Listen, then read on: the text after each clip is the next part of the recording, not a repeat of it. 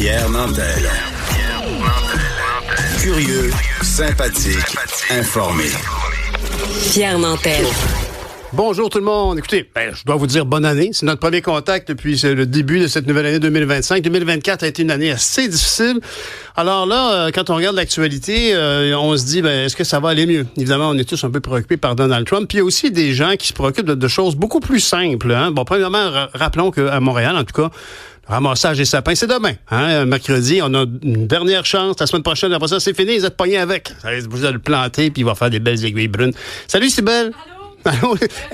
Je savais pas, moi, pour le sapin. Ton sapin, est-ce que tu avais un sapin naturel? Un mini. Oui, c'est la première fois. L'année passée, j'en avais pas. Puis je me suis dit, plate, un Noël, pas de sapin. J'en ai toujours eu chez moi, des gros. Des beaux sapins baumiers. Mais là, cette année, j'en avais un tout petit 2 pieds de haut. Et justement, ça fait 2-3 fois que je passe dans la rue et je vois les sapins traîner un peu partout. Puis là, tu vois, c'est mon lascal, je pense, avec toi aujourd'hui. C'est le moment. Ça veut dire que c'était mercredi passé, ce mercredi et la semaine prochaine. Puis, mais ceci dit, on a 3 chances cette année quand même. OK, mais donc ça, il me resterait une dernière chance, mettons que j'ai la tête en l'air. Que je te voie laisser des glaçons dedans. Ah non, j'en ai pas mis. T'en as pas mis? Non. Moi, j'ai mis des petites boules, des lumières.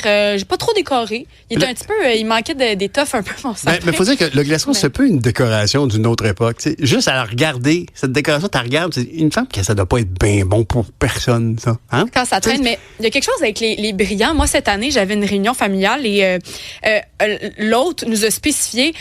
Là, cette année, je ne veux pas que vous apportiez des cartes avec des petits glitters parce qu'il va en avoir partout en grandeur de la maison. Oui, mon Dieu, vrai. Tu parles d'une règle de Noël. Là, c'est comme les confettis. Il paraît que c'est plus acceptable. C'est le fun au moment où tu les lances, mais 10 minutes après, ça fait un peu chier tout le monde. Il faut aller avec des grains de riz. Ça a l'air. C'est ça qui est le mieux. Avec des grains de riz? Des grains de riz. Quand dans un mariage, là, tu veux picher les confettis, tu peux picher des grains de riz. Bon, j'imagine que ça se ramasse bien. Bon, on puis prend ça se composte naturel.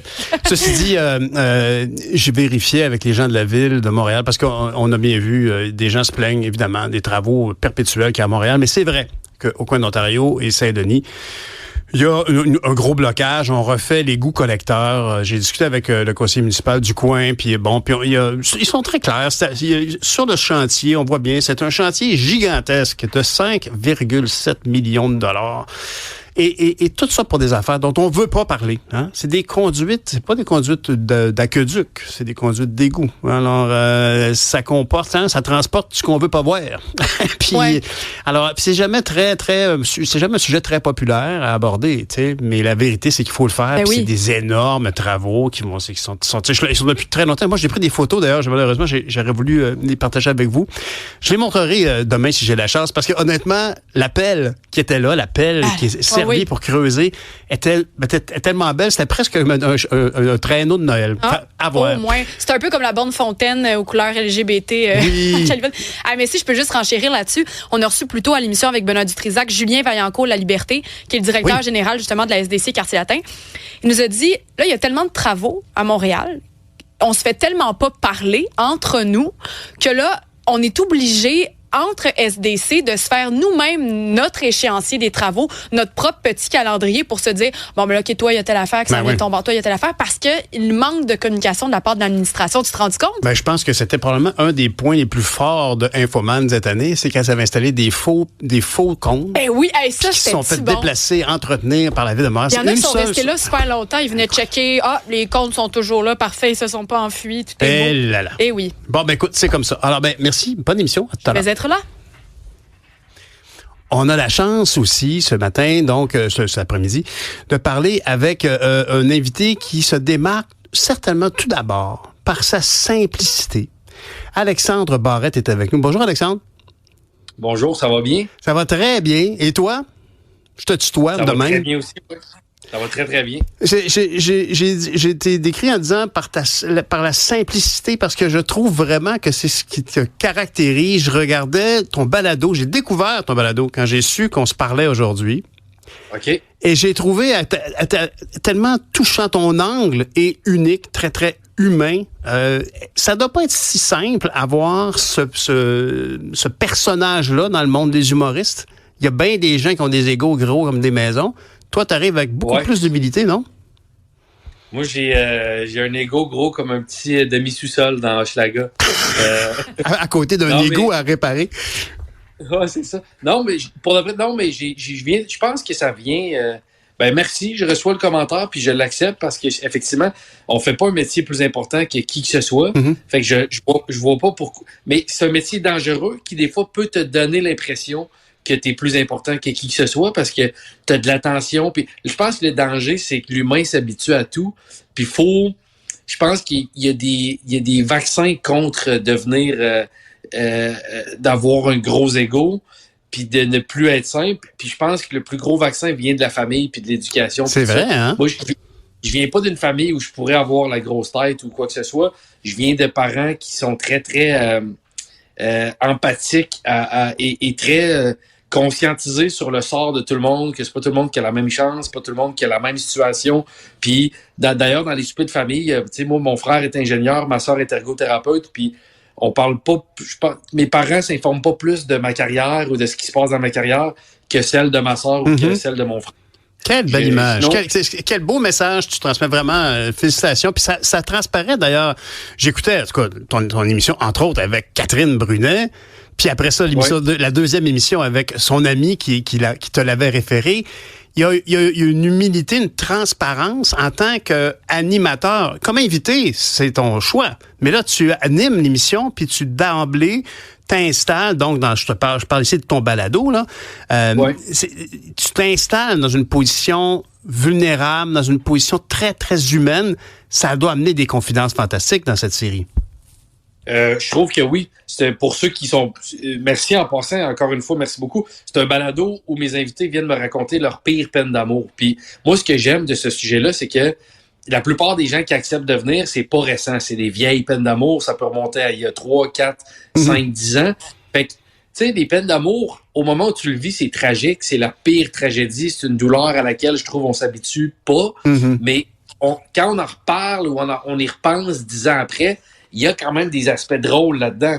Il y a la façon dont on réagit, la façon dont on s'est fait laisser, des choses, la façon dont on a pu être jaloux. Peu importe, tout le monde le vit différemment, mais il y a du drôle, tu sais. Puis la tragédie avec la durée nécessaire amène du drôle. Puis moi, je trouve que c'est un bon sujet, c'est universel. La plupart des gens dans la vie vont vivre une peine d'amour ou plusieurs. Fait que on a toujours l'impression qu'on s'en remettra pas de ça. Là. Quand on le vit, ça, il n'y a pas de lendemain. Puis finalement, il y en a toujours. Il y en a toujours. Puis toutes ces phrases-là vides au moment où tu le vis, le temps fait les choses, ça vaut rien, même si on est déjà passé à travers ça. Mais quand on en sort, on réalise que c'est vrai. Puis moi, je trouve que c'est la seule... Je trouve que c'est la seule chose dans la vie que je m'améliore pas en plus je le fais. Tu sais, le joueur de tennis, chaque fois que je pratique puis que je joue, je sens que j'évolue encore à 43 ans.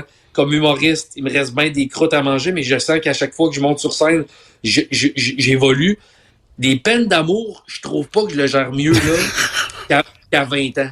C'est bien transparent. Même de nous dire ça comme ça, c'est vraiment touchant. En tout cas, ton balado s'appelle « Oublie pas ta brosse à dents ». Je vais passer immédiatement après à ton émission « Les Incroyables ». Mais pourquoi « Oublie pas ta brosse à dents » ? Ben, tu sais, on cherchait... Il y avait des phrases que je voulais comme titre de balado qui font référence à une rupture. C'est pas toi, c'est moi, mais ça avait déjà été pris. Faut qu'on se parle, ça avait déjà été pris. Oublie pas ta brosse à dents, je trouvais que c'était une petite phrase simple qu'on m'a déjà dit quand je suis allé chercher mes choses chez une blonde qui m'a laissé. Puis juste, c'est la phrase la plus douloureuse parce que ça n'a aucune valeur monétaire, une brosse à dents. Mais ça veut dire que tu reviendras pas. C'est fini. Oublie pas ta brosse à dents, c'est une phrase qui m'avait tellement fait mal, fait que je trouvais que c'est une phrase belle et souffrante à la fois comme titre de balado. Tu devrais voir la face de Cybèle qui m'accompagne en studio, puis elle a l'air bien touchée. Elle est convaincue de la vérité de ce que tu dis. Oui, puis à l'inverse, des fois, c'est dans les premiers trucs que tu amènes ou tu laisses chez l'autre en début de relation. Moi, c'est un peu comme ça que je l'avais entendu au début, quand je pensais que c'est là que vous alliez Alexandre Barrette, et je me suis dit, c'est d'emblée, c'est ça, mais vous, c'est à l'inverse. Je me dis, c'est donc bien triste. C'est vrai, mais c'est vrai que c'est la première chose quand on amène ça, quand on laisse ses pantoufles sous le lit, par exemple. C'est le genre d'image forte pour n'importe qui vit une relation de couple. Bon, Alexandre, là, je faisais éloge de ton humanité, puis à quel point tu es capable d'aller chercher des confidences, mais tu es capable d'avoir du gros fun, sale aussi. Et là, tu vas nous parler de ta prochaine série d'émissions qui s'appelle évidemment Les Incroyables. Parle-nous du concept. Bon, Incroyable, ça vient de... le concept, c'est des gens qui ont vécu des anecdotes hors du commun. Tu sais, pas besoin d'être un humoriste ou un raconteur qui fait ce métier-là pour avoir vécu une expérience folle à l'urgence à l'hôpital, en voyage, dans une rupture amoureuse, un accident de motoneige, peu importe. Que ce soit des anecdotes qui sont dans le registre drôle, hilarant, ou des fois stressantes, ou de suspense, ou même touchantes pour certaines. Et les gens du grand public qui vont pas aller raconter ça sur scène, mais on se disait, en fait, le producteur de l'émission se disait, tabarouette, il y a des bijoux là-dedans. Ouais. Puis il y en a qui ont le talent pour la raconter, il y en a qui ont pas la volonté ou le talent. C'est pas parce que tu as vécu de quoi d'hallucinant en Italie que tout d'un coup, tu es Michel Barrette puis tu vas aller raconter ça sur scène. Fait qu'on voulait prendre les anecdotes des gens qui s'inscrivent à l'émission et jumeler ces personnes-là à un humoriste qui, lui ou elle, raconte l'histoire de la personne. Déjà, ça sent le bon moment télévisuel. Là. On a un raconteur professionnel qui dit non, mais c'est parce que vous savez pas ce que Stéphane ici a vécu. Puis là, c'est fantastique, cette chimie-là. Ben oui. Oui, exemple, je vais te donner un exemple. Matt Duff, que Cybèle doit connaître. Là, Cybèle qui est un petit peu... tu sais, Matt Duff qui est une légende. C'est un peu un genre de... Je disais Michel Barrette, mais tu sais, les légendes comme Michel Barrette, Michel Courtemanche, tu sais, qui pouvaient... Jean-Marc Parent, tu sais, même là, j'y vais, c'est pas ce point de sûr, mais des gens qui sont des raconteurs d'anecdotes. Matt Duff est un peu celui, je trouve, de la nouvelle génération. Ben justement, on a un bon exemple. Une fille qui a vécu une histoire de montgolfière qui a atterri au mauvais endroit. Je ne veux pas dévoiler tous les punchs, mais pour de vrai, l'histoire n'a aucun sens. Matt Duff, il voulait faire l'émission, il a entendu parler de cette histoire-là, il a dit « Hey, je veux raconter ça ». Fait que là, la fille est super drôle. Moi, je la reçois un petit peu en entrevue. C'est super le concept. Enfin, vous proposez des histoires à des gens qui pourraient s'intéresser à les raconter. Ça fait une dynamique fantastique. Exactement. Wow. Puis l'humoriste la raconte pas en se l'appropriant. Raconte vraiment la personne est là. Moi, je suis là, puis là, l'humoriste vient le raconter. Fait qu'il dit, hey, je vous parle de Marie-Claude. Marie-Claude, elle s'inscrit à telle affaire, là, puis Matt Duff, avec tout son talent, puis tout ça, a réussi à... Ben, l'histoire était déjà impressionnante. Matt Duff a rendu l'histoire hilarante, mais c'est un peu ça le concept. On prend l'anecdote des gens du grand public et on les jumelle avec un artiste. Je dis humoriste, et des acteurs aussi, actrices, tout ça. Des communicateurs professionnels. Ouais, c'est ça, exactement. Eh ben, c'est fantastiquement... Vraiment, ça a l'air très intéressant. Ça commence cette semaine. Quel jour, quelle heure? Ça a commensé vendredi dernier à 20h, la première. Et, rattrapable, j'imagine, sur les plateformes de Radio-Canada. Toutes les plateformes, tout.tv. Et c'est pendant 12 semaines, à tous les vendredis, 20h, sur les ondes de Radio-Canada. Ben, Alexandre Barrette, on est content que tu as un nouveau projet. On va le voir dans notre petit écran chaque semaine. C'est super. Merci beaucoup. Bonne année 2025. Ben, je peux-tu dire je vous souhaite 3 choses. OK. Une bonne année, une bonne journée de radio et que Cybèle s'en remette de l'image de partir avec la brosse à dents. J'ai le cœur brisé. Non, inquiète pas. Je vais bien, tout le monde va bien. Okay, tout le monde va bien aller. Bon, puis on ne souhaite pas de peine d'amour pour 2025. Salut! Merci, bye-bye. Bye.